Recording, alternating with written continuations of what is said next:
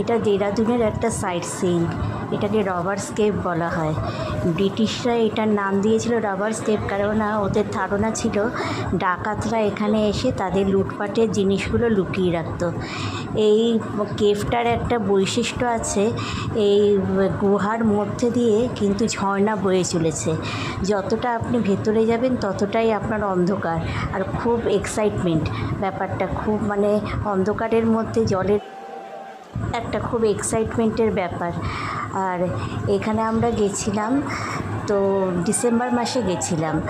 তো এবারে এখানে দেখবেন এখানে প্রচুর লোকের ভিড় হয়, এখানে সবাই খুব আনন্দ করে, সবাই জলের মধ্যে যায়।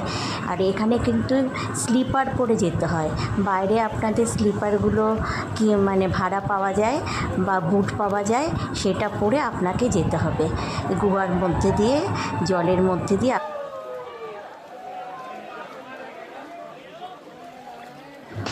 এইটার এই দেখুন আমরা যাচ্ছি, এখানে খুব বেশি জল নেই, আপনার মোটামুটি ভেতরে যতটা যাবেন হয়তো হাঁটু অবধি জল।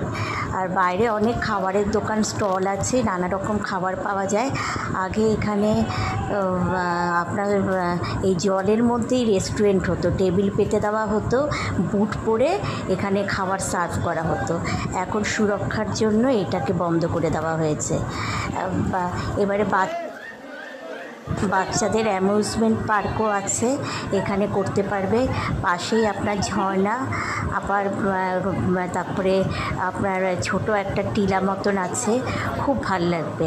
এটা সকাল 7টা থেকে সন্ধ্যে 6টা অবধি খোলা, 35 টাকা করে অ্যাডাল্টের টিকিট, আর গাড়ি পার্কিংয়ের সব রকম ব্যবস্থা আছে। তো দেরাদুনে আসলে এখানে আপনারা ভিজিট করবেন একবার, খুব মজা পাবেন। দেখবেন যে আমরা যাচ্ছি, যত ভেতরে যাচ্ছি দেখুন কতটা ভেতরে, খুব মজা করতে করতে যাই, আস্তে আস্তে অন্ধকার হয়ে যায় ভেতরটা।